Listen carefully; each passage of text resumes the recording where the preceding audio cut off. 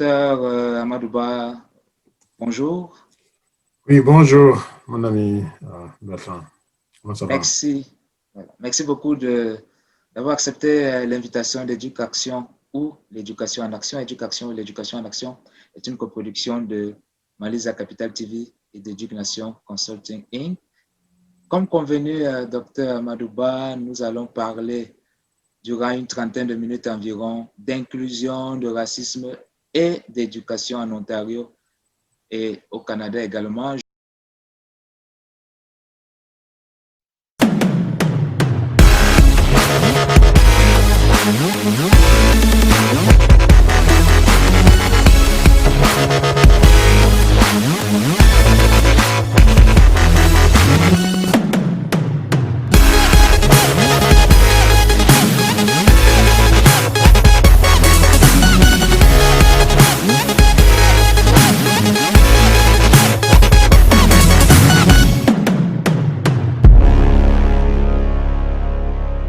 Je rappelle pour les personnes qui ne vous connaîtraient pas encore que vous êtes enseignant à l'université Nipissing et enseignant également à l'université Laurentienne, membre de l'Ordre des enseignantes et des enseignants de l'Ontario.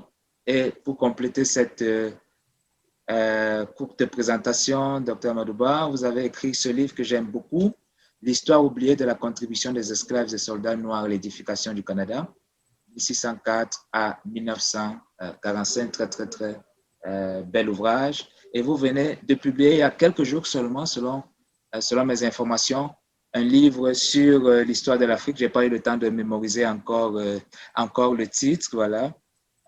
Pouvez-vous nous parler peut-être brièvement de ce livre, nous donner le titre? Oui, je viens de publier un livre depuis le 11 décembre qui s'intitule L'Afrique des grands empires du 7e au XVIIe siècle. Donc, 1000 ans de prospérité économique, d'unité politique, de cohésion sociale et de rayonnement culturel. C'est un livre qui retrace de grandes aires culturelles, de grands espaces, de grands États africains au Moyen-Âge, pour la plupart, qui continuent un peu après le Moyen-Âge aussi. Il s'agit de 7 grands empires qui sont étudiés dans le livre, à partir du 7e siècle avec l'empire du Ghana, qui se trouve en Afrique de l'Ouest, dans les actuels États, une partie de la Mauritanie, du Sénégal, une partie du Mali et de la Guinée. Ensuite, l'empire du Mali, un peu plus étendu, mais dans la même région, l'empire aussi du Songhai. Donc, ces 3 empires qui sont dans l'espace du Sahel et de la savane ouest-africaine, qui allaient de la frontière entre le Mali et l'Algérie à l'est jusqu'à l'Atlantique, pour ce qui est du Songhai. Ensuite, je parle également d'un empire qui était sur le golfe de Guinée, dans la région du golfe de Bénin, l'empire du Bénin, à ne pas confondre avec le Bénin actuel comme pays, qui était beaucoup plus vaste. C'est un empire qui se trouve dans le sud du Nigeria. L'actuelle ville Benin City était la capitale, c'est pour les Edo. Je parle également du Kanem-Bornou, autour du lac Tchad, nord du Nigeria, une partie du Tchad, du Niger, on a même vers le Cameroun, une partie du Soudan également. Je parle du Congo, le grand Congo, qu'on qualifiait à tort de royaume, ce qui n'était pas vrai, puisque il s'agit d'un vaste empire qui allait du nord de l'Angola, où se trouvait sa capitale, Mbenza, Congo, jusqu'à la RDC actuelle, une partie du Congo-Brazzaville et du Gabon. Et enfin, je parle également du Monomotapa, en Afrique australe, dans l'actuel Mozambique, jusqu'à une partie de l'actuel Zimbabwe et du Malawi. Donc, le livre trace 7 grandes entités politiques aussi qui avaient des économies, qui avaient des organisations politiques, des sociétés qui étaient là sans problème ethnique, comme on le voit aujourd'hui en Afrique. Donc, qui étaient tellement soudés et tout ça a décliné au Moyen-Âge avec les contacts que l'Afrique a noués avec le monde extérieur, notamment les conquérants arabo-musulmans et aussi avec les Européens qui sont arrivés à partir du XVe siècle. Donc, ce livre montre une Afrique qui est totalement différente de cette Afrique que nous connaissons d'aujourd'hui, morcelée en petits États, faibles, divisés, qui ne pèsent rien sur la scène mondiale. Merci beaucoup, docteur Amadouba, pour le résumé de votre ouvrage qui donne tout de suite envie de le lire, de le découvrir, de le savourer.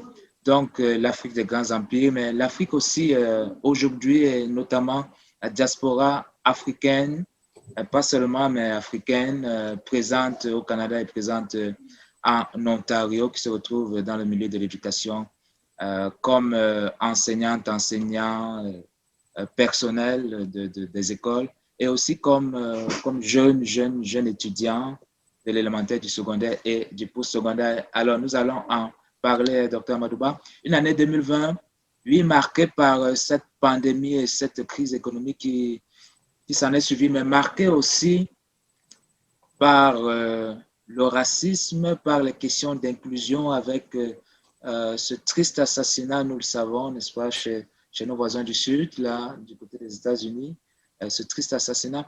Comment avez-vous, question un peu personnelle, Dr. Madouba, comment avez-vous personnellement réagi, vécu euh, cet assassinat du côté de Minneapolis? Alors, l'assassinat de George Floyd, ce n'est que quelque chose qui s'inscrit dans l'histoire des Noirs, dans l'histoire des Africains depuis ces 5 derniers siècles. Donc, c'était. Alors, qu'est-ce que l'Afrique a vécu ces 5 derniers siècles? L'Afrique a vécu, donc, mon livre l'exprime très bien. C'est pour cela que je recommande aux gens de le lire, parce qu'on ne peut pas s'engager dans les questions aussi graves que la lutte contre le racisme, dans des questions aussi sérieuses que comment changer l'éducation, comment développer l'inclusivité, comment faire en sorte que les gens acceptent de se vivre sans aller au fond des choses. Donc, mon livre a pour but de montrer d'abord ce que fut l'Afrique avant qu'elle ne soit dominée. Une fois qu'on le sait, qu'est-ce qui faisait l'union des Africains? Et que, à travers ce livre aussi, les Africains qui sont aujourd'hui très divisés, divisés au niveau des langues européennes qu'ils utilisent, divisés au niveau des religions qu'ils pratiquent, divisés en un certain nombre de choses. Mais ce livre permet de montrer aussi qu'il y avait une unité. Donc, cet assassinat de George Floyd n'est rien d'autre que ce qui a suivi ces périodes esclavagistes, en tout cas de traite négrière. Je n'aime pas confondre les deux termes puisque ce n'est pas la même chose.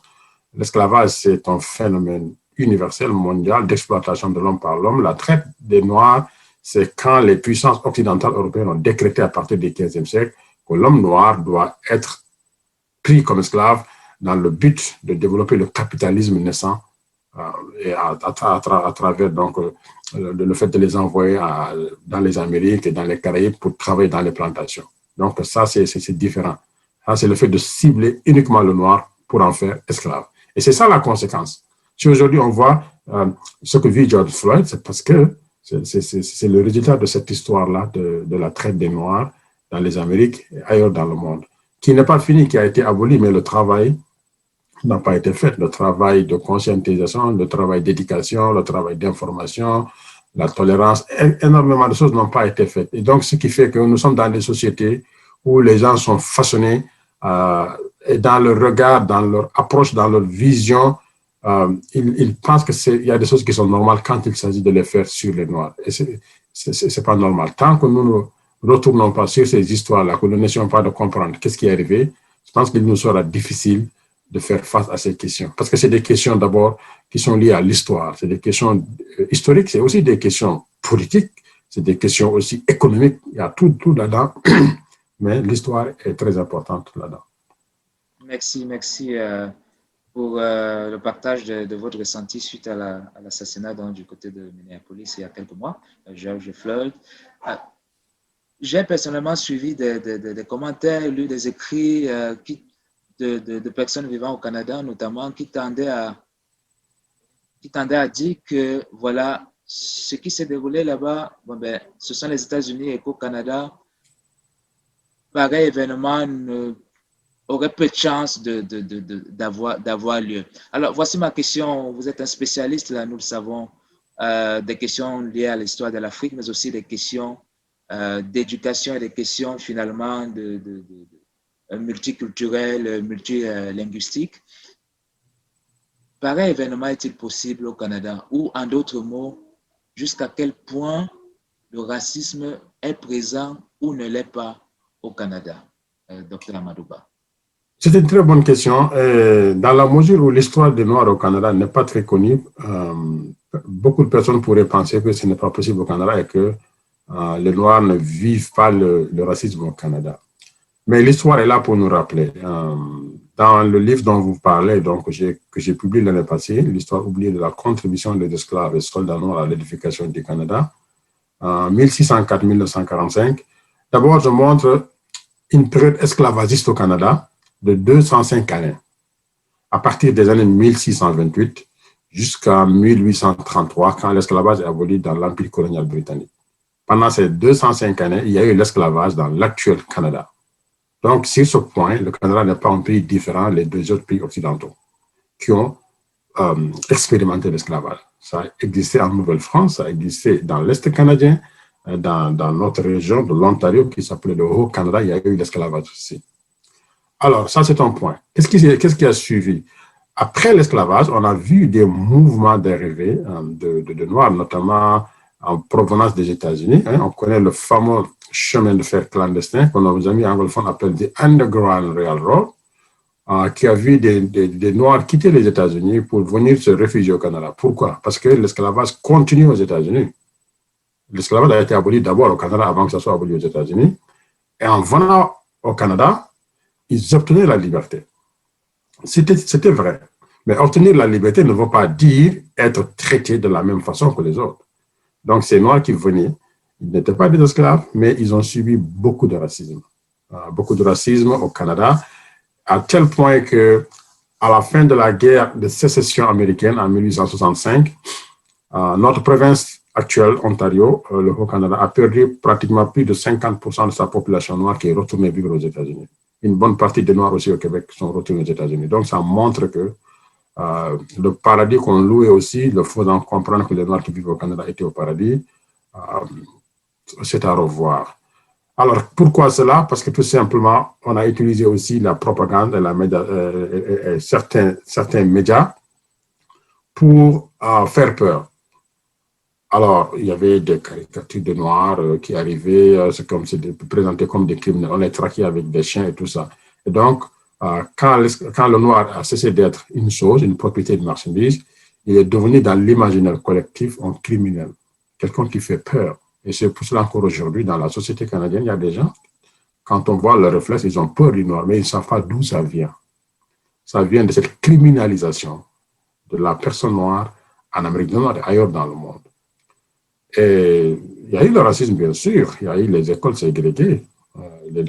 Jusqu'en 1954, je pense en Ontario, il y a eu les écoles ségrégées. En Nouvelle-Écosse jusqu'en 1964.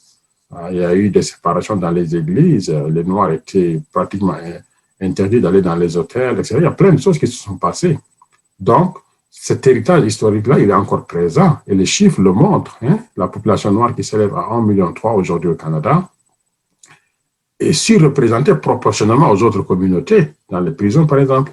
L'échec scolaire, les problèmes de logement, les problèmes d'emploi, c'est la communauté qui est la plus frappée. Donc, ces chiffres-là cassent quelque chose. Okay? Donc, dire que le Canada, il n'y a pas de racisme, que tout est correct, je pense qu'il y a lieu de nuancer. Ce qui est vrai, c'est que nous sommes dans un pays multiculturel qui le reconnaît dans sa constitution, mais très souvent aussi, il y a beaucoup de discours qui ne sont pas suivis par des actes. Donc, c'est ça qu'il faudrait travailler en tant qu'acteur de l'éducation pour que ces beaux discours qu'on entend, il y a de la bonne volonté de certaines personnes pour que ça puisse arriver. Alors, les États-Unis, c'est un autre pays, effectivement. La question noire est très politisée là-bas. Quand les élections approchent, on sait que certains sont capables de faire tout juste pour dresser les uns contre les autres.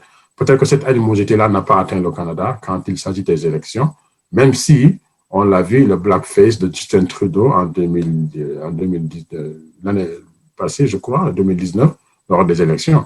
C'était juste pour aussi distraire les gens en utilisant les Noirs aussi dans ces élections-là. Okay? Donc, nous sommes dans deux pays différents, les États-Unis et le Canada. C'est vrai que le racisme est beaucoup plus profond, beaucoup plus imprégné, beaucoup plus violent dans sa forme aux États-Unis, mais cela ne doit pas cacher qu'il existe aussi au Canada. Merci, merci pour tous ces rappels, pour toute cette analyse, docteur Amadouba.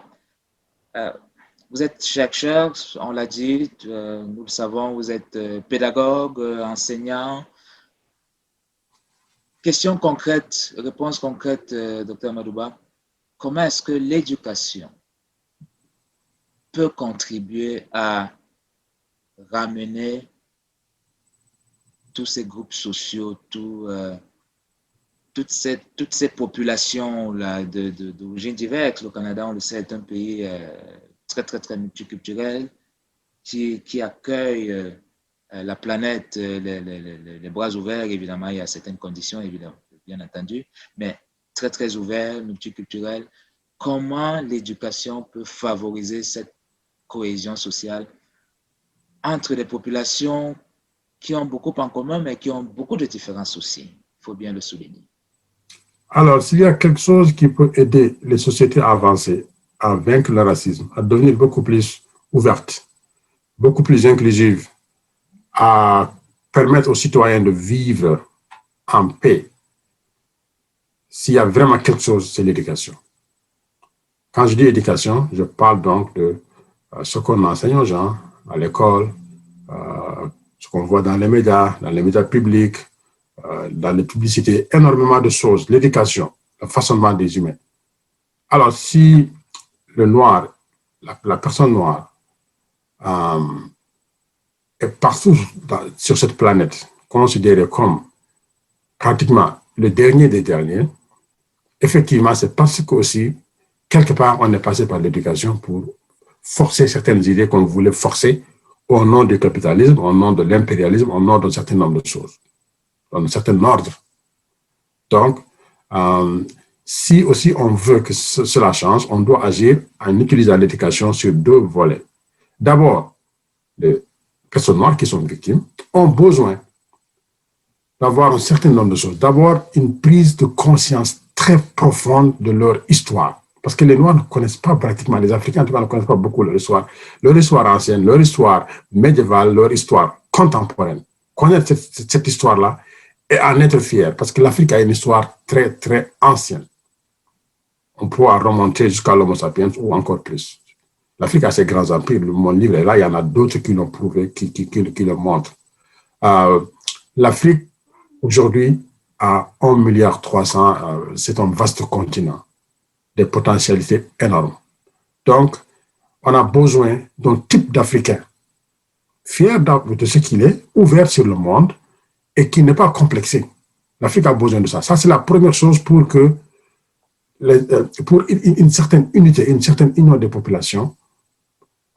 Une fois que ça arrive, ce travail il doit être donc fait par la bonne information, la connaissance de l'histoire, la connaissance de ce qui unit les sociétés africaines, de ce qui unit les Africains beaucoup plus fort, beaucoup plus puissant que ce qui les divise. Qu'est-ce qui nous divise aujourd'hui, Africains? C'est les religions révélées qu'on nous a apportées, qui datent en tout et pour tout de 3000 ans, alors que l'histoire africaine s'est fait plus de 6 000, 10 000 ans. Des États, on le sait très bien. Qu'est-ce qui nous divise? C'est les langues européennes que nous parlons à travers la colonisation, les frontières artificielles créées après la conférence de Berlin et la conquête de l'Afrique. C'est ça qui nous divise. Mais qu'est-ce qui nous unit? Ce qui nous unit, c'est le continent africain, berceau de l'humanité, avec des grandes civilisations anciennes, depuis la Nubie, depuis Méroé, Napata, les civilisations pharaoniques, les grands empires africains donc, que je viens de citer. Ce qui nous unit aussi, c'est le fait qu'à partir des siècles derniers, on a été esclavagisé volontairement, ciblé par les puissances occidentales, mais aussi par les forces arabo-musulmanes qui, au nom de la religion, ont instrumentalisé la religion pour pratiquer l'esclavage transsaharien pendant plus de 1300 ans. Donc ça, c'est des choses qui nous unissent et qu'on doit en prendre conscience et savoir qu'est-ce qu'il faut faire pour les régler. L'autre chose où il faut agir, c'est que aussi les populations qui exercent ce racisme, qui pensent être supérieurs, aujourd'hui, ils sont victimes de l'éducation qu'on leur a donnée. Attention, parce que ce n'est pas parce que quelqu'un pense supérieur qu'elle n'est pas victime. C'est des gens qui sont victimes des informations qu'on leur a données, de la façon qu'on les a éduqués et ce qu'on a voulu qu'ils soient par rapport aux autres. Donc, l'information qu'on leur a donné n'est pas toujours vrai. Animaliser le noir, hiérarchiser les races, en faire le dernier des derniers, à tel point que quand tu arrives dans certains pays occidentaux, dès que le noir se présente, il y a des réflexes, il y a des peurs, il y a des distances. Donc, ça, c'est des conséquences. Donc, si on veut changer aussi, on doit agir sur les deux niveaux, à la fois des populations victimes, mais aussi à la fois des populations aussi qui sont du côté dominant, mais dont la plupart, aujourd'hui, ne sont pas comptables, mais seulement vivent les conséquences de cette histoire-là. Donc, vous voyez, l'éducation est très importante à tous les niveaux. C'est ça que je voulais ajouter comme réponse, surtout pour des associations comme vous qui agissent. Très souvent, on va simplement vers un seul cible, les victimes, mais on n'essaie pas d'aller du côté des dominants, de leur faire comprendre aussi qu'on a besoin d'eux pour que les choses changent. Merci beaucoup. Je sais que vous militez beaucoup pour la révision des programmes scolaires, hein, pour que les programmes scolaires prennent davantage en compte l'histoire et la présence des populations immigrantes en général ou africaines de manière plus particulière. Quelle est la situation en Ontario du point de vue des programmes scolaires? Est-ce que, selon votre lecture, on peut dire que les programmes scolaires en Ontario accordent la place qu'elles méritent aux populations immigrantes? Alors, le curriculum de l'Ontario, je le connais bien puisque je suis enseignant à l'école des sciences. Donc, j'enseigne comment enseigner l'histoire. Donc, je connais le programme de l'histoire, les études sociales. La place des Noirs dans le curriculum est très minime, voire même presque inexistant. Alors, pendant très longtemps, la lutte a été de faire en sorte que les communautés autochtones soient mieux représentées. Ça a pris du temps et aujourd'hui, quand même, le curriculum a un peu changé. On donne beaucoup d'importance à l'histoire des Premières Nations, donc des autochtones du Canada.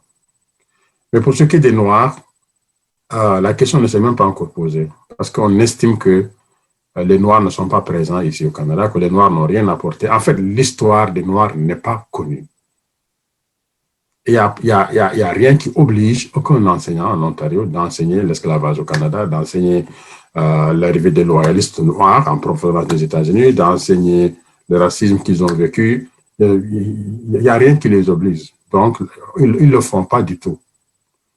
Pourtant, dans toutes les grandes périodes historiques qu'on enseigne, de la 7e année jusqu'à la 10e, en tout cas, ou même après, 7e année, 8e année, ils vont apprendre, par exemple, le Canada de 1713 jusqu'à 1750. Ensuite, ça va être de 1750 à 1800. En 8e année, ils vont, par exemple, étudier 1850 à 1890. Et puis après ça, la Première Guerre mondiale, la Deuxième. Donc, plein de choses. Mais si tu regardes toute cette histoire-là, au Canada, mais les Noirs étaient présents. Déjà, du temps de la colonie, il y avait l'esclavage, était expliqué. Et les esclaves n'étaient pas là que pour regarder la neige. Ils ont travaillé, ils ont défriché, ils ont fait tout pour que la colonie avance, même si c'était des cas forcés. Sans le travail de l'esclavage, il y aurait un manque économique ici au Canada. Ensuite, les Noirs qui sont arrivés, beaucoup ont servi dans les guerres canadiennes, dans les armées, dans la guerre de 1812. Ce n'est pas la participation des minorités autochtones et des minorités noires.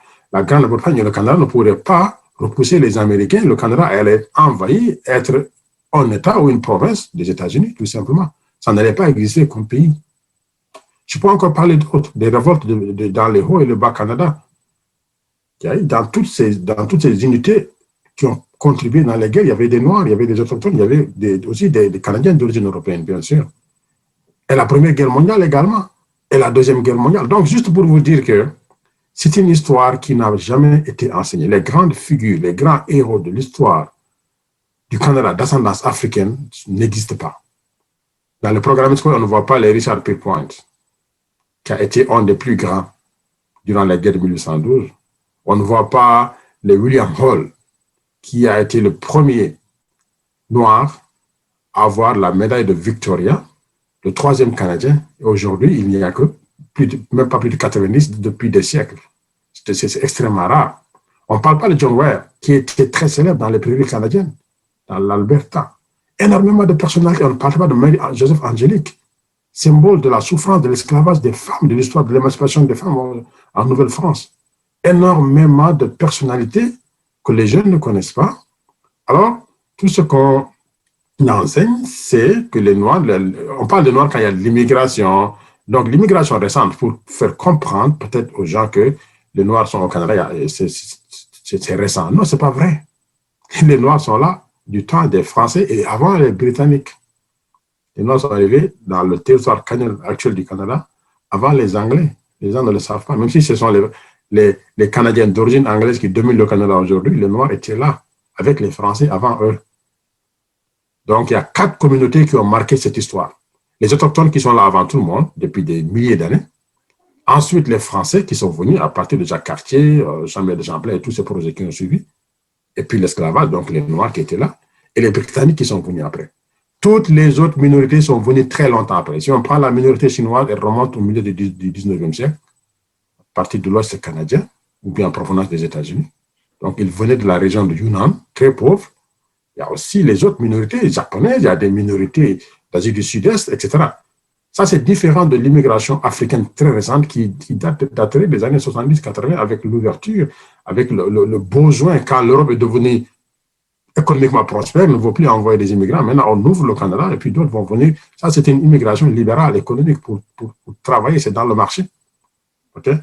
Donc, les Noirs ont toujours été Canadiens. Aujourd'hui, vous avez dans toutes les provinces du Canada, dans mon livre, je retrace toutes les immigrations noires, de l'Atlantique au Pacifique, de Terre-Neuve jusqu'à Victoria en Colombie-Britannique. Vous voyez, donc il y a toutes ces immigrations, toute cette histoire-là qui n'est pas connue même par les Canadiens les plus cultivés. Je ne parle pas des élèves, je ne parle pas du Canadien lambda. Même les profs d'université, même les hommes politiques ne connaissent même pas cette histoire-là. Donc, il y a un travail majeur à faire pour que les Noirs qui vivent au Canada comprennent qu'ils doivent marcher la tête haute dans ce pays-là, puisque leurs ancêtres ont contribué à développer ce pays. Pour que les communautés non-noires comprennent que les Noirs ne sont pas des immigrants récents, qu'ils sont ici, chez eux, et qu'ils seront là, chez eux. Et qu'on doit travailler pour vivre ensemble dans la paix et dans la concorde. Aussi simple que ça. Merci de marteler cela, Dr. Madouba. Cet entretien tire bientôt à sa fin. Encore une ou deux questions, si vous permettez. L'actualité récente des derniers mois, en tout cas, nous a donné le spectacle de certaines accusations de discrimination ou de racisme impliquant des professionnels de l'éducation, l'un au secondaire, l'autre au niveau universitaire. Donc, on a pu suivre dans la presse. Est-ce que ces affaires vous surprennent et jusqu'à quel point le personnel de l'éducation ou les professionnels tout court, là, en Ontario ou au Canada, appartenant à des minorités, sont respectés, sont valorisés? Quelle est leur place d'après vous jusqu'ici?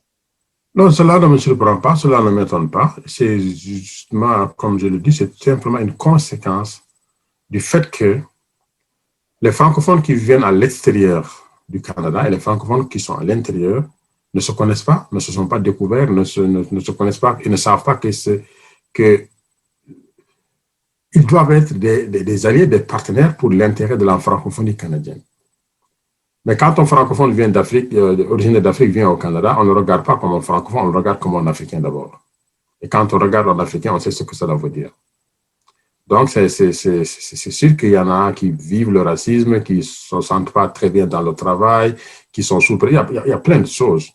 Mais ça, c'est facile à comprendre. Dans la mesure où on comprend toute cette histoire-là, ces choses qui arrivent sont les conséquences de cette longue histoire qui n'a jamais été enseignée. Mais moi, ce que je trouve dommage, c'est que le Canada, notamment dans des provinces comme l'Ontario, nous sommes une minorité. Quand je dis nous, je parle de francophones, puisque moi, je me définis comme francophone d'abord. Je suis francophone, originaire, né dans un pays francophone. J'ai fait mes études en français. Donc, je travaille avec cette langue. Je suis francophone comme tout le monde. Aujourd'hui, la francophonie, quand on parle de francophonie, quand on parle des gens qui parlent français, on pense à l'Afrique, puisque c'est l'endroit où on parle le plus français dans le monde. Pratiquement plus de 250 millions de personnes sont francophones en Afrique. En Europe, il ne serait même pas 70 millions. En Amérique du Nord, il n'y a même pas 10 millions. En Asie, je n'en parle plus puisqu'ils ont laissé tomber le français. Le Vietnam, le Laos, le Cambodge, qui était l'ancienne Indochine, ont tourné le dos à la langue française. Ils se sont asiatisés et puis pour communiquer avec le monde, ils utilisent soit le chinois ou l'anglais. Ils n'ont pas besoin de français. Donc, je crois que ces gens-là n'ont pas compris encore ça. Si on pousse les Africains à faire comme les Asiatiques, c'est le français qui perd, ce n'est pas les Africains qui perdent. Donc, les Africains peuvent laisser tomber le français par le chinois ou une autre langue. Hein.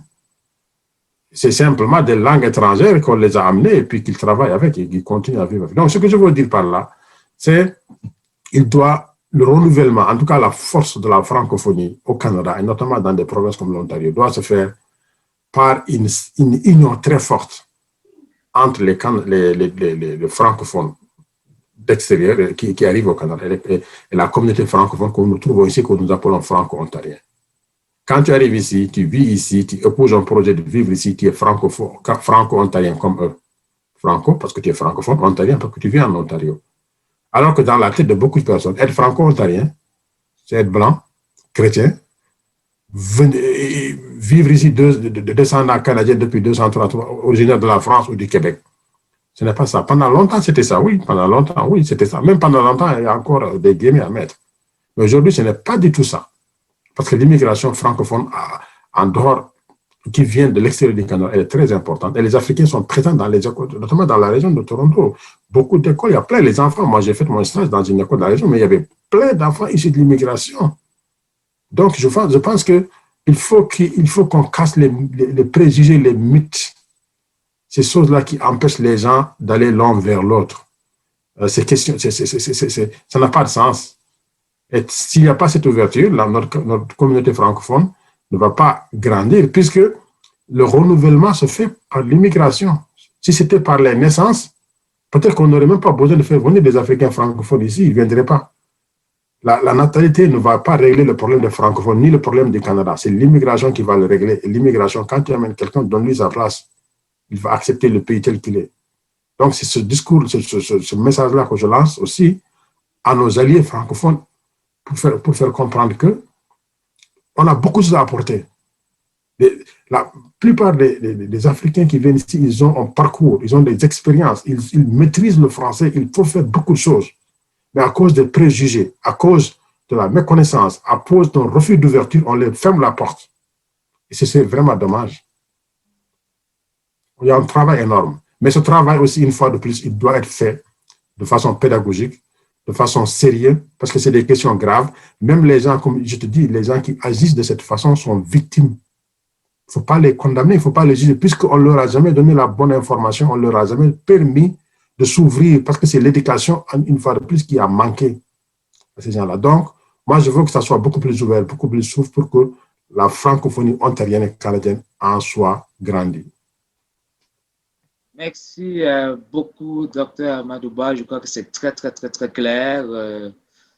Votre cri est lancé, votre appel à plus de dialogue, à une meilleure communication, à une meilleure prise en compte des réalités de l'immigration, de l'apport incommensurable des communautés immigrantes dans le développement culturel, social, économique, politique de l'Ontario et du Canada tout court. C'est très clair, pas besoin de commenter.